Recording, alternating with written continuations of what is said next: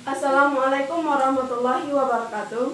Baiklah, kali ini saya akan mengulas sedikit tentang biografi tokoh yang dapat menginspirasi kita dalam kehidupan sehari-hari.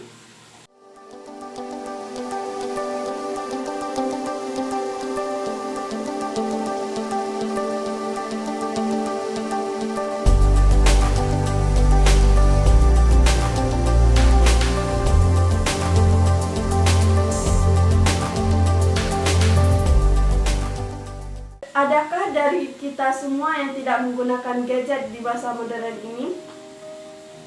Wow, faktanya hampir semua masyarakat di dunia menggunakan gadget. Gadget adalah alat komunikasi modern yang terdapat berbagai aplikasi dan fitur di dalamnya. Ini menjadi poin plus bagi perkembangan di dunia digital. Unsur kekinian yang dimilikinya menjadi keunggulan. Hal inilah yang menarik minat masyarakat dalam pemakaiannya. Gadget telah meningkatkan perkembangan teknologi yang sangat meningkat. Dari alat komunikasi yang biasa, kini telah menjelma menjadi kebutuhan primer manusia. Gadget dirancang khusus untuk membantu manusia. Itulah tujuan utama gadget diciptakan.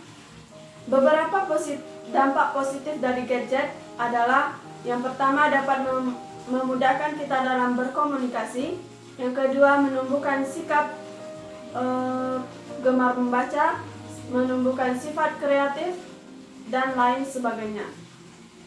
Maka dari itu, marilah kita untuk mengembangkan dampak-dampak positif dari penggunaan gadget itu.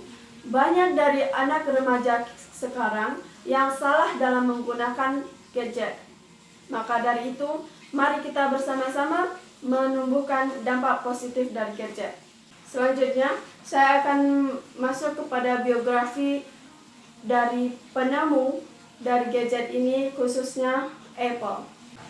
Steve Jobs. Kesuksesan Steve Jobs tidak datang semalam. Bahkan, di balik kesuksesan Steve Jobs sangat cukup menyedihkan. Dibutuhkan waktu bertahun-tahun bagi Steve Jobs, si pendiri Apple, untuk bekerja keras, mengumpulkan tekad dan tekun dalam membangun hingga Apple kini menjadi brand yang sangat dihormati dan dikenal oleh semua orang di seluruh dunia.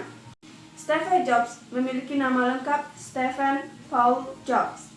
Ia lahir di Amerika, tepatnya adalah di California, pada tanggal 24 Februari 1955.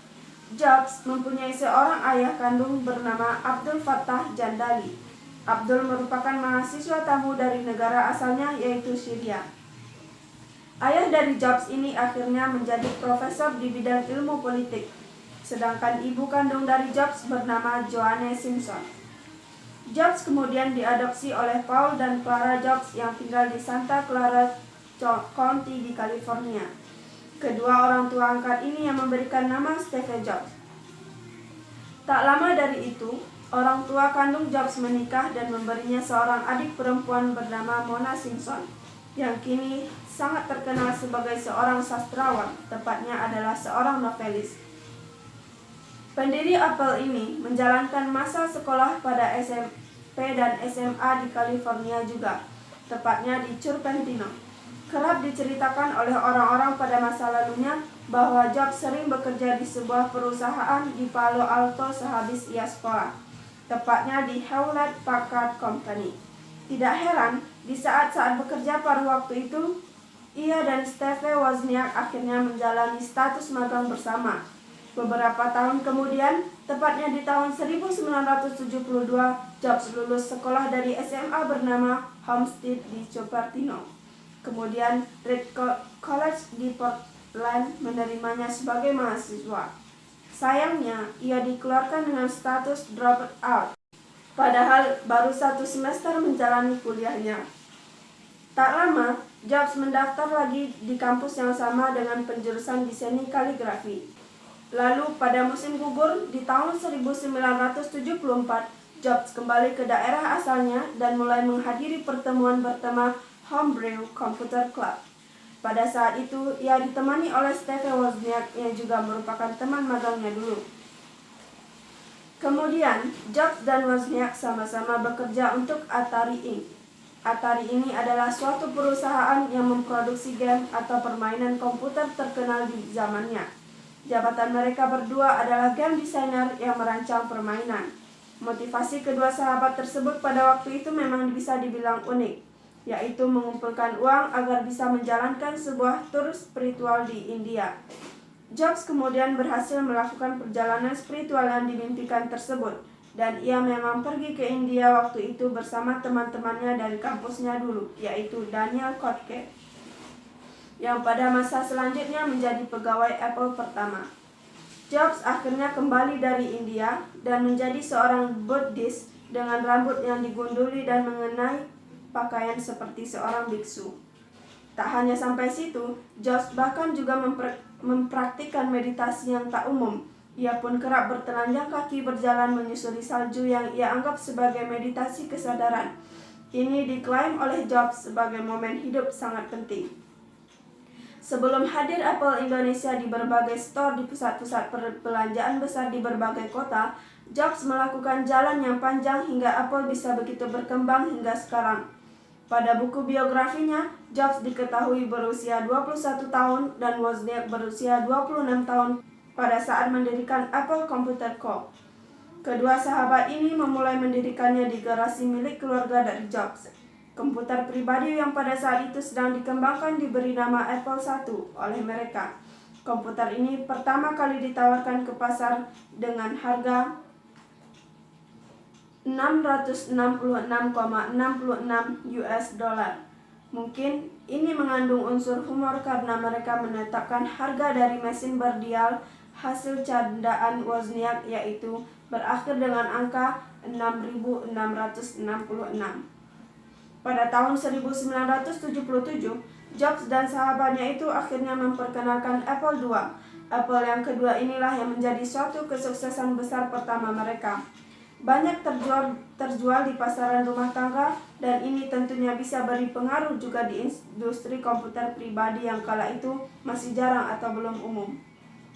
Selanjutnya, pada tahun 1980, Apple Computer mencatatkan nama perusahaan di bursa efek yang ada. Penawaran saham mereka sukses di awal-awal pemasangan. Pada masa inilah nama Jobs mulai banyak dikenali oleh publik. Pada tahun yang sama, Apple merilis produk mereka Apple III. Walaupun begitu, rilis produk yang ketiga ini tak berjalan sebaik yang sebelumnya. Seiring waktu, Apple Computer makin berkembang dan perusahaan ini mulai mencari-cari pemimpin lainnya supaya bisa mengatur kapasitas perusahaan yang harus semakin meningkat. Kemudian di tahun 1983, Jobs mengajak John Suley dari Pepsi Cola untuk bergabung dan memimpin Apple Computer. Tantangan yang diberikan Jobs kala itu berbunyi demikian. Apakah Anda mau menjual minuman berkarbonasi seumur hidup Anda? Atau apakah Anda mau bergabung buat mengubah dunia? Di tahun yang sama pula, Apple mengeluarkan produk bernama Apple Lisa yang teknologinya bisa dibilang sangatlah maju di masanya. Namun sayangnya produk ini gagal menarik minat pasar di Amerika. Akhirnya di tahun 1984, Macintosh diperkenalkan kepada publik dan berhasil dijual ke pasaran dengan kelebihan utama pada fitur interface dengan pemakaian grafis menaik. Kesuksesan Macintosh ini membuat Apple melantarkan pengembangan Apple II demi mengembangkan produksi Mac. Mac menjadi produk berkembang yang bertahan hingga saat ini.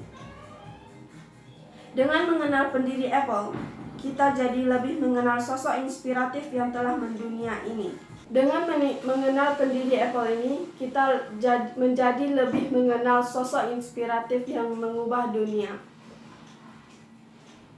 Baiklah, saya memilih tokoh biografi ini karena dia memiliki jiwa yang pantang menyerah, bekerja keras, tekun dan sungguh-sungguh dalam mencapai cita-citanya. Nah, itulah beberapa sikap yang patut kita teladani. Selanjutnya, pesan dan kesan dari saya adalah semangat terus berjuang dan pantang menyerah, tekun dan sungguh-sungguh dalam mencapai suatu tujuan dan cita-cita. Baiklah, sekian dari saya. Assalamualaikum warahmatullahi wabarakatuh.